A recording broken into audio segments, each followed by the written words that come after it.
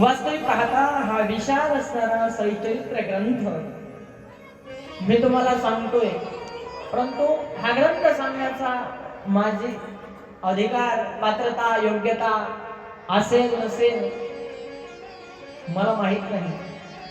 परंतु जसे सद्गुरू बाबा जशी बुद्धी देतील त्या पद्धतीने आपण या ठिकाणी ग्रंथ श्रवण करण्याचा प्रयत्न करणार आहोत. त्या दिव्य असणाऱ्या चरित्र लीलांचं उच्चारण करण्याचा प्रयत्न करणार आहोत.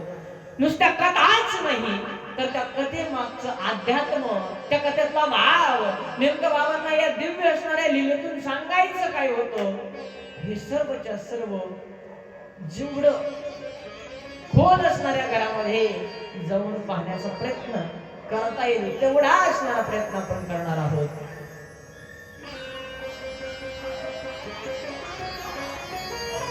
या ठिकाणी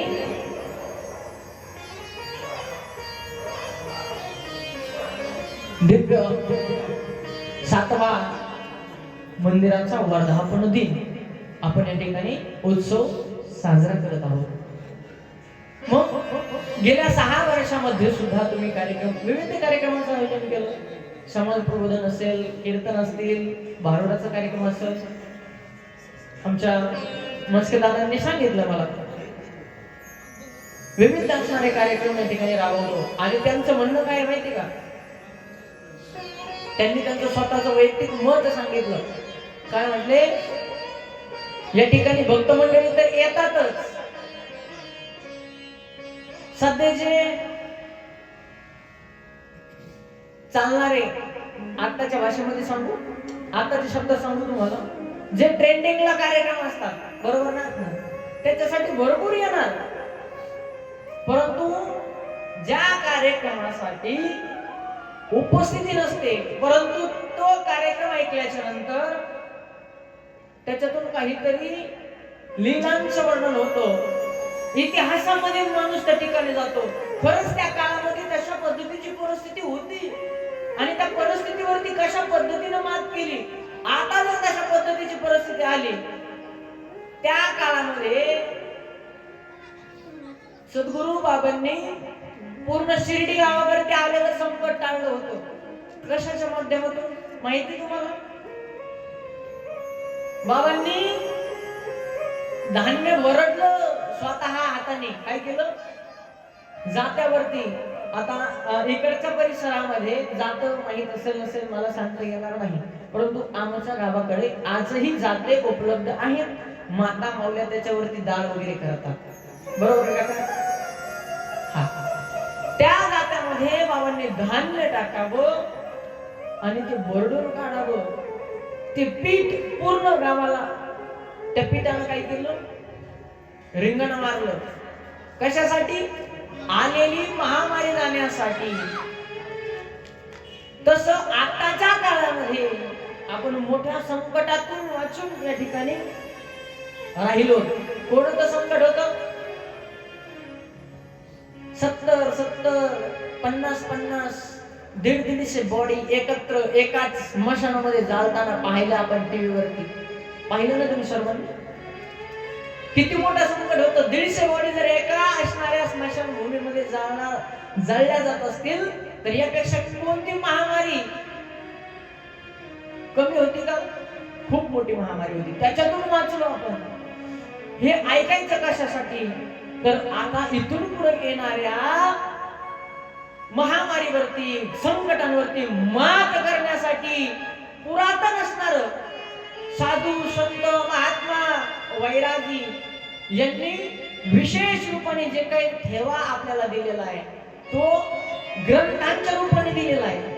आणि तो ठेवा जर आपण ग्रंथाच्या रूपातून ऐकला तर त्याचा फायदाच होणार आहे. म्हणून जे कथा ऐकण्याचे भाविक आहेत, रसिक आहेत, कथा भूमी भावुकाः असं वर्णन केलेलं आहे श्रीमद भागवत महापुराणाच्या श्लोकामध्ये. जे भावुक असणारे श्रोते आहेत, उद्यापासून तर गर्दी वाढणारच आहे, येणारच आहे, परंतु खरोखर त्यांच्या अंतःकरणातून इच्छा आहे ते मंडळ या ठिकाणी उपस्थित झालेले आहेत. आपण सर्वांना या ठिकाणी धन्यवाद व्यासपीठाच्या वतीनं दंडवत प्रणाम मस्तक हे पायावर या वारकरी संतांच्या. आणि या कथेला शोभा वाढवण्यासाठी असं असतं, एकल्याचा नव्हे हा खेळ म्हणून मेळ मेळविला, अशा पद्धतीची परिस्थिती असते. आता मी इथं बसलो, एकटाच बसलो आणि जर तुम्हाला सांगायला सुरुवात केली, कथा म्हणा कीर्तन म्हणा, तर जी मनाची वृत्ती आहे ती आजूबाजूला जाऊ शकते.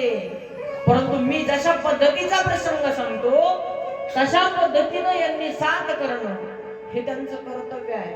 नव्हे नंतर या कथेला रंगदेवता भरवण्यासाठी उपस्थित असणारे पहा, आपलं परम भाग्य सद्गुरु बाबांची कथा आपण श्रवण करतोय आणि सद्गुरु बाबांच्या परिसरातले माणसं शिर्डी भागचे सर्व. मी जरी बीड जिल्ह्यातून आलो असलो तरी हे सर्व असणारे जे मंडळी आहेत, आदरणीय आमचे काका असं म्हणतो मी त्यांना, असे दत्तात्रय महाराज तपकिरे कीबोर्ड आणि सिंथची साथ देण्यासाठी या ठिकाणी उपस्थित आहेत. मनपूर्वक व्यासपीठाच्या वतीनं धन्यवाद, आभार. तदनंतर गायनासाठी ज्यांनी या ठिकाणी साथ देण्यासाठी उपस्थित आहेत असे असणारे युवा कीर्तनकार गोरखजी महाराज जाधव हे या ठिकाणी गायनासाठी उपस्थित आहेत. त्यानंतर ऍक्टोपॅनची साथ या कथेला जे करत आहेत असे असणारे सोमनाथजी महाराज हे या ठिकाणी उपस्थित आहेत. त्यानंतर तबल्याची साथ ज्यांची आपल्याला प्राप्त होते आहे असे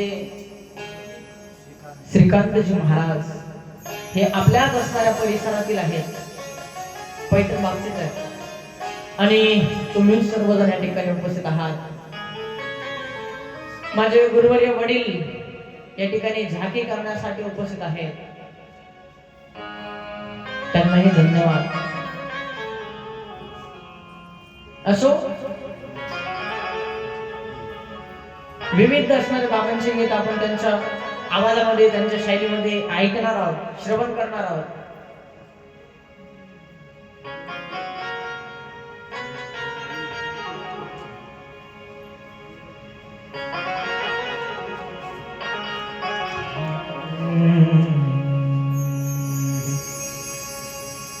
सही रहम नजर करना बच्चों